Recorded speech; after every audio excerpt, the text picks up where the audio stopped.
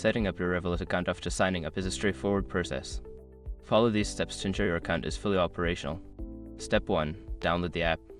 Visit the App Store or Google Play Store to download the Revolut app. Once downloaded, open the app and log in using the credentials you created during sign-up. Step 2. Verify your identity. To comply with regulations, you will need to verify your identity. Follow the prompts to upload a valid form of identification, such as a passport or driver's license, and a selfie for verification. Step 3. Add funds to your account.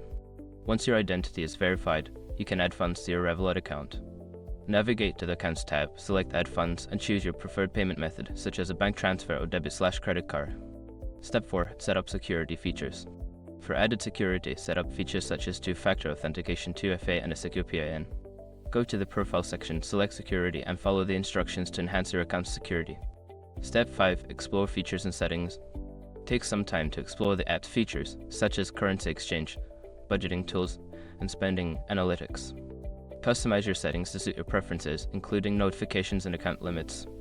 Now that you have completed this setup process, you can start using your Revolut account for various financial transactions. Enjoy the benefits of your new account.